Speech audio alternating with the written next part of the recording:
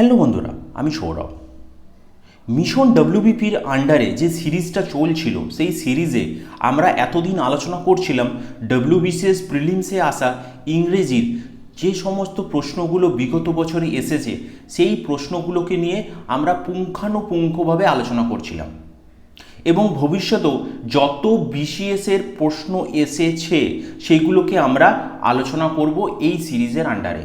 কারণ আগত বছরের এই সমস্ত প্রশ্নগুলো আসার সম্ভাবনা একদম 99%। ক্লিয়ার? আজ আমরা সেই মিশন ডব্লিউবিপির আন্ডারে সেই সিরিজের আন্ডারে আজকে আমরা আলোচনা করব জিকের একটা সেট। এই জিকের সেটটা প্রিভিয়াস ইয়ারের প্রশ্নগুলোকে নিয়েই তৈরি করা এবং এই সেটটাতে 85 নম্বরের একটা পরীক্ষা আমি আমার যে অফলাইন ব্যাচ সেই ব্যাচে নিয়েছিলাম। সেই জিকের প্রশ্নগুলো নিয়ে আজ আমরা তোমাদের সাথে আলোচনা করব। ক্লিয়ার? তাই ভিডিওটা একদম শেষ পর্যন্ত দেখো, কারণ আমরা আলোচনা করি প্রত্যেকটা প্রশ্নের 4টা অপশনের মধ্যে কি কি প্রশ্ন লুকিয়ে আছে সেগুলো নিয়েও আমরা এখানে আলোচনা করে থাকি। তাই চ্যানেলে যদি নতুন হয়ে থাকো আজকেই চ্যানেলটা সাবস্ক্রাইব করো, লাইক করো, বন্ধুদের মাঝে বেশি করে শেয়ার করো। ক্লিয়ার? আর খাতা পেন নিয়ে বসে পড়ো। আর যদি এই সেটের পিডিএফটা তোমরা পেতে চাও, ডেসক্রিপশনে আমি হোয়াটসঅ্যাপ গ্রুপের আমার যে মক পরীক্ষার একটা গ্রুপ আছে সেই গ্রুপে আমি তোমাদের অ্যাড করে দেবো, সেখানে এই পিডিএফটা আপলোড হয়ে যাবে। ক্লিয়ার? চলো শুরু করা যাক। প্রথম প্রশ্ন, খুব সহজ একটা প্রশ্ন প্রথমে আছে। কি আছে সেটা? আজাদ হিন্দ ফৌজ কে গঠন করেন? অপশন কি আছে? মহাত্মা গান্ধী, সুভাষচন্দ্র বসু, জওহরলাল নেহরু, সর্দার বল্লভভাই প্যাটেল। আমরা সবাই জানি কে আজাদ হিন্দ ফৌজ গঠন করেছিলেন? সুভাষচন্দ্র বসু। ক্লিয়ার? এটা একদম সোজা প্রশ্ন।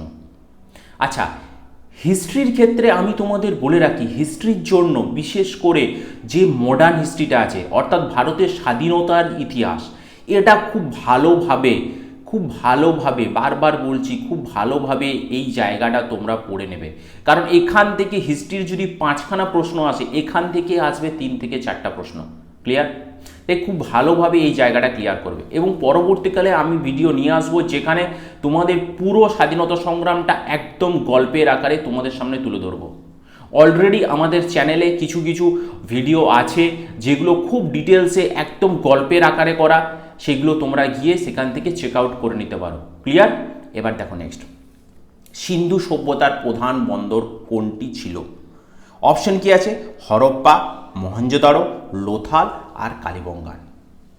অপশন হবে এখানে, উত্তর হবে লোথাল। আচ্ছা, এই যে সিন্ধু সভ্যতা এবং মহেঞ্জোদারো, এই চ্যাপ্টারটা থেকে অনেকের প্রশ্ন থাকে। এই চ্যাপ্টারটা অনেক ভাস্ট।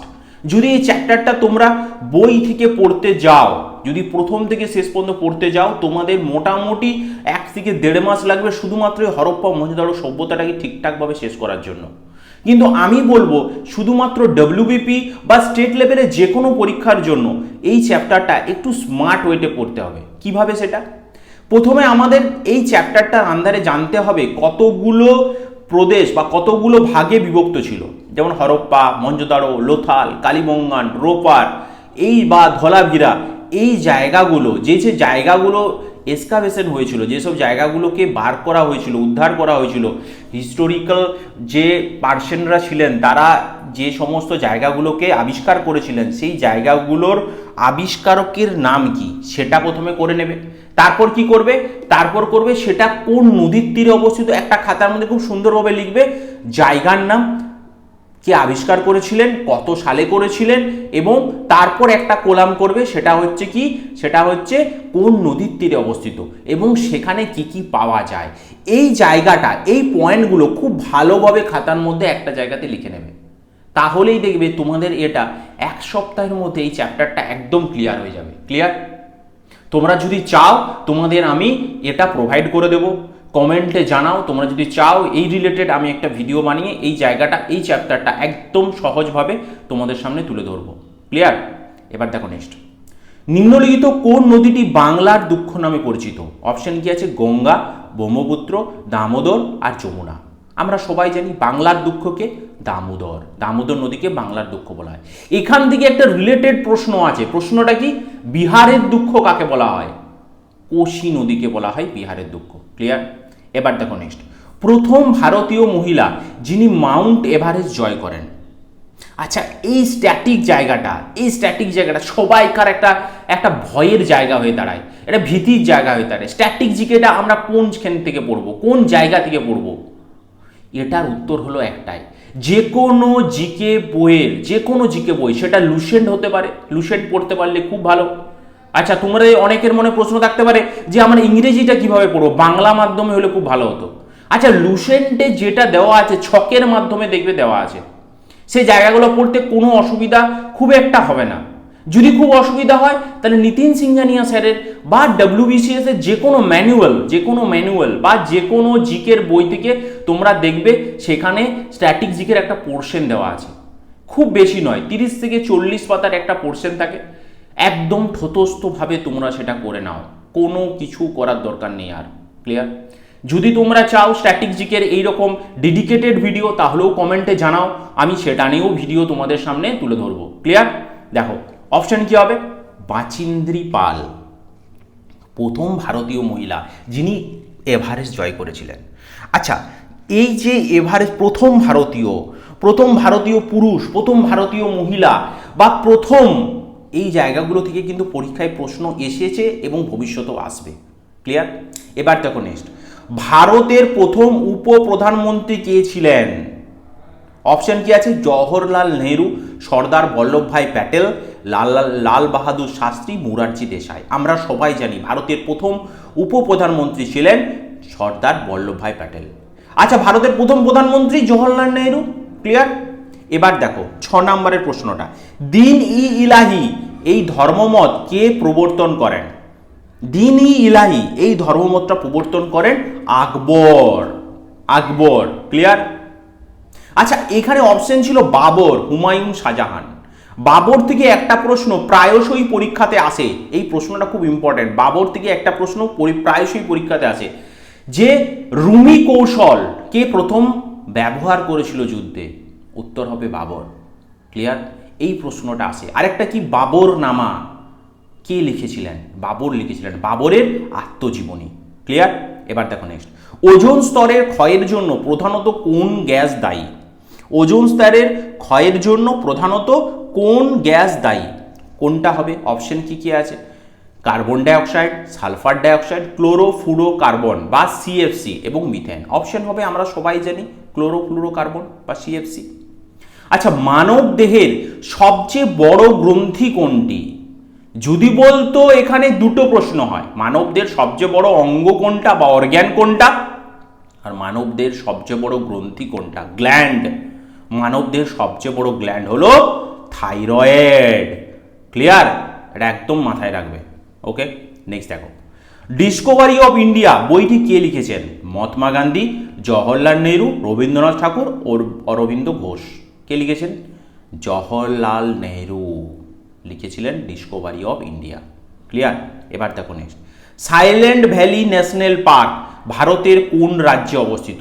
আমরা সবাই জানি সাইলেন্ট ভ্যালি ন্যাশনাল পার্ক, এবং এটা বহুবার পরীক্ষাতে এসেছে এই প্রশ্নটা। কোথায়? সেটা হলো কেরালাতে। ক্লিয়ার? এবার দেখো নেক্সট কি আছে, নিম্নলিখিত কোনটি একটি ইনপুট ডিভাইস নয়? আচ্ছা, প্রত্যেকটা পরীক্ষার্থীর, বেশিরভাগ পরীক্ষার্থীর, প্রত্যেকে নয় বেশিরভাগ পরীক্ষার্থীর একটা ভুল হয়, তারা কোশ্চেন পাওয়ার সাথে সাথে কি করে, অ্যান্সার করার চেষ্টা, কোশ্চেন পাওয়ার সাথে সাথে পুরো কোশ্চেনটা পড়লোই না, অ্যান্সার ঝ্যাপ করে লাগানোর চেষ্টা করে, এবং সেখানে ভুল হয়। এবং WBP এখানে খুব ভালো রকম ট্রিক খেলে, এখানে একটা ওয়ার্ড অ্যাড করে দেয় নয় লাস্টে, সেটা একদম আই ওয়াশ হয়ে যায়, সেটা একদম আই থেকে মানে চোখের দৃষ্টি থেকে জাম্প হয়ে যায়, আমরা দেখতেই পাই না। পরীক্ষার পর যখন অপশন মেলায় তখন দেখতে পাই, ইস এখানে তো নয় আছে।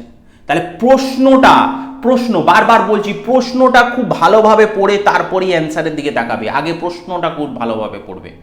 MCQ করার অনেক টেকনিক আছে, এবং সেই টেকনিকগুলো যাতে তোমাদের MCQটা খুব ভালো হয় সেই জন্যই আমি প্রায়শই WBP মক টেস্ট নিয়ে থাকি অফলাইনে। যদি তোমরা দিতে আগ্রহী হয়ে থাকো আমাদের হোয়াটসঅ্যাপ গ্রুপে অ্যাড হয়ে যাও, সেখানে প্রায় প্রত্যেক মাসেই উইদাউট এনি কস্ট, কোনো কস্ট ছাড়াই তোমরা সেই মক টেস্টে অ্যাড হতে পারো। ক্লিয়ার? দেখো নেক্সট, নিম্নলিখিত কোনটি একটি ইনপুট ডিভাইস নয়? অপশন কি আছে দেখো, অপশন আছে কিবোর্ড, মাউস, প্রিন্টার এবং স্ক্যানার। ইনপুট ডিভাইস নয়, কোনটা হবে অপশন? প্রিন্টার। প্রিন্টার কোনো ইনপুট ডিভাইস নয়। এবার দেখো, ভারত ছাড়ো আন্দোলন কত সালে শুরু হয়েছিল? এটাও একটা মডার্ন হিস্ট্রির প্রশ্ন আমি তুলে ধরেছি, বারবার বলছি মডার্ন হিস্ট্রি থেকে বহু প্রশ্ন পরীক্ষাতে আসে থাকে। ক্লিয়ার? কত সালে হয়েছিল? 1942 সালে। এবার দেখো নেক্সট, নিম্নলিখিত কোনটি পৃথিবীর ক্ষুদ্রতম মহাদেশ? আচ্ছা, এই কন্টিনেন্ট থেকে, এই মহাদেশ থেকে বেশ কিছু প্রশ্ন, সিলেক্টেড কিছু প্রশ্ন, হার্ডলি 60 থেকে 65খানা প্রশ্ন আছে, যে প্রশ্নগুলো করলে কন্টিনেন্ট থেকে যত ধরনের প্রশ্ন আসবে সেগুলো সব তোমাদের ক্লিয়ার হয়ে যাবে। অলরেডি কয়েকটা ভিডিও মনে হয় চ্যানেলে দেওয়া আছে, তোমরা গিয়ে চেক আউট করে নাও। কতগুলো কন্টিনেন্ট আমার করিয়ে দেওয়া আছে, বাকি কতগুলো কন্টিনেন্ট আছে সেগুলো ভবিষ্যতে আমি করিয়ে দেবো। তাই টেনশন নেওয়ার কোনো কারণ নেই, সেই জায়গাগুলো ঠিকঠাকভাবে পড়ে নাও, দেখবে তোমাদের পরীক্ষার সময় একদম সব প্রশ্নগুলো জলবৎ তরলং হয়ে যাবে। নিম্নলিখিত কোনটি পৃথিবীর ক্ষুদ্রতম মহাদেশ? উত্তর কি হবে? উত্তর হবে অস্ট্রেলিয়া। অপশনের দিকে তাকানোই দরকার নেই, অস্ট্রেলিয়া উত্তর। নেক্সট কি আছে? রাজ্যসভার সদস্যদের কার্যকালের মেয়াদ কত বছর? এটা হলো 6 বছর। আচ্ছা, পলিটি থেকে বলে রাখি, পলিটি থেকে 1 থেকে 50, বিশেষ করে বলবো 12 থেকে 50 নম্বর আর্টিকেল একদম ঝরঝরে মুখস্থ করে নাও। ক্লিয়ার? তারপর কি করবে? তারপরে কিছু সিলেক্টেড মানে কিছু বিশেষ কিছু আর্টিকেল আছে, সেগুলো তোমাদের মুখস্থ করতে হবে, যেগুলো আমি তোমাদের প্রোভাইড করে দেব। ক্লিয়ার? 12 থেকে 50 এই আর্টিকেলটা কিন্তু ঝরঝরে মুখস্থ রাখতে হবে। তারপরের আর্টিকেলগুলো কিছু সিলেক্টেড আর্টিকেল আছে, বিশেষ কিছু আর্টিকেল আছে, সেগুলো মুখস্থ রাখলেই হবে। পলিটি একদম জলবৎ তরলং। এখানে প্রশ্নটা ছিল রাজ্যসভার সদস্যদের কার্যকালের মেয়াদ কত বছর? আমরা সবাই জানি রাজ্যসভা হলো একটি স্থায়ী সভা, এটা কোনোদিন ভাঙে না, কিন্তু সদস্যরা কি হয়ে যায়? অবসর নেয়। কত বছর ছাড়া এটার একটা ক্যালকুলেশন আছে। বলছে রাজ্যসভা যত সদস্য আছেন তাদের 1/3 সদস্য প্রত্যেক 2 বছর ছাড়া কি হয়? চেঞ্জ হয়। প্রত্যেক 2 বছর ছাড়া পরিবর্তিত হয়। প্রত্যেক 2 বছর ছাড়া তাদের কার্যকালের মেয়াদটা শেষ হয়ে যায়। সেই হিসাবে রাজ্যসভার সদস্যদের প্রত্যেকটা কার্যকালের মেয়াদ হলো প্রায় 6 বছর। ক্লিয়ার? এবার দেখো নেক্সট, সারে জাহাঁ সে আচ্ছা, এটা আমরা সবাই জানি, এটার উত্তর কি হবে? মোহাম্মদ ইকবাল। ক্লিয়ার? আন্তর্জাতিক বিচারালয় কোথায় অবস্থিত? এই যে হেডকোয়ার্টার, IMF এর হেডকোয়ার্টার কোথায়? ওয়ার্ল্ড ব্যাংকের হেডকোয়ার্টার কোথায়? WTOর আগের নাম কি ছিল? এই প্রশ্নগুলো সব স্ট্র্যাটেজিকের মধ্যে আছে। এটার উত্তর কি হবে? হেগ। পঞ্চায়েতি রাজ ব্যবস্থা প্রথম কোন রাজ্যে চালু হয়? এটা উত্তর হবে, অপশন কি আছে? রাজস্থান, উত্তরপ্রদেশ, মধ্যপ্রদেশ, অন্ধ্রপ্রদেশ। উত্তর হলো রাজস্থান। আচ্ছা, নেক্সট দেখো, জুল কিসের একক? আচ্ছা, এই ইউনিট অ্যান্ড মেজারমেন্ট বলে একটা চ্যাপ্টার আছে ফিজিক্সের, একদম ফার্স্ট চ্যাপ্টার। এখান থেকে কতগুলো একক আমাদের CGS এবং SI দুটো পদ্ধতিতেই জেনে রাখতে হবে। ক্লিয়ার? একদম ঠোঁটস্থ মুখস্থ রাখতে হবে। কি আছে? জুল কিসের একক? জুল হলো শক্তির একক। শক্তির একক হলো জুল। গৌতম বুদ্ধের জন্মস্থান কোথায়? এটা একদম ছোট ছেলে বলে দেবে। গৌতম বুদ্ধের জন্মস্থান হলো লুম্বিনী। ক্লিয়ার? নেক্সট কি? Father of Indian nuclear programme কাকে বলা হয়? আমরা সবাই জানি, নিউক্লিয়ার প্রোগ্রাম বললে একজনকার নাম মাথায় আসে, তিনি হলেন হোমি জাহাঙ্গীর ভাবা। নেক্সট কি? হর্ষবর্ধন এর সভাকবি কে ছিলেন Banabhatta. Greenwich mean time, GMT থেকে ভারতের প্রমাণ সময় কত ঘন্টা এগিয়ে? 5.5 ঘন্টা এগিয়ে, 5 ঘন্টা 30 মিনিট এগিয়ে। ক্লিয়ার? এই প্রশ্নটা বহুবার বহু রকমভাবে ঘুরিয়ে ফিরিয়ে দিয়েছে। একটু ভালোভাবে এই প্রশ্নটা স্টার মার্ক দিয়ে খাতার মধ্যে লিখে রাখবে। নেক্সট কি আছে? মানবদের স্বাভাবিক তাপমাত্রা কত? মানবদের স্বাভাবিক তাপমাত্রা হলো 37 ডিগ্রি সেলসিয়াস, বা যাকে বলা হয় 98.6 ফারেনহাইট। এই 98.6 ডিগ্রি দেখে উত্তর করে দিও না, কারণ এখানে সেলসিয়াস দেওয়া আছে। সেলসিয়াস হলে 37 ডিগ্রি, যদি ফারেনহাইট হয় তাহলে 98.6 ডিগ্রি ফারেনহাইট। ক্লিয়ার? নেক্সট দেখো, ওয়ার্ল্ড এনভায়রনমেন্টাল ডে কাকে বলা হয়? এটা হলো 5ই জুন। আচ্ছা, এই ডেগুলো স্ট্যাটিক জিকের আন্ডারে পড়ে। কোনটা কোন দিবস? জল দিবস, পরিবেশ দিবস, অরণ্য দিবস, এগুলো খুব ভালোভাবে করে নিতে হবে। ক্লিয়ার? নেক্সট কি, নিম্নলিখিত কোনটি পৃথিবীর ছাদ নামে পরিচিত? আমরা সবাই জানি পামির মালভূমিকে বলা হয় পৃথিবীর ছাদ। ক্লিয়ার? এই টাইপের বহু প্রশ্ন আমাদের চ্যানেলে আরও আসতে চলেছে, তাই চ্যানেলটা যদি সাবস্ক্রাইব না করে থাকো, বারবার বলছি সাবস্ক্রাইব করে নাও, বন্ধুদের মাঝে বেশি করে শেয়ার করো। ক্লিয়ার? আর কমেন্টে জানাও কোন কোন ভিডিওগুলো তোমাদের চাই, কোন সাবজেক্টের ভিডিও তোমাদের চাই, আমি সেগুলোই তোমাদের জন্য নিয়ে আসবো পরবর্তী সময়ে, অর্থাৎ কাল, পরশু, অপরশু, যেভাবে আমাদের মিশন ডাব্লিউবিপির ক্লাস চলছে সেইভাবে চলবে।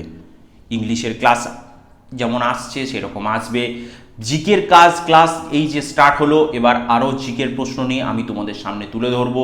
ক্লিয়ার?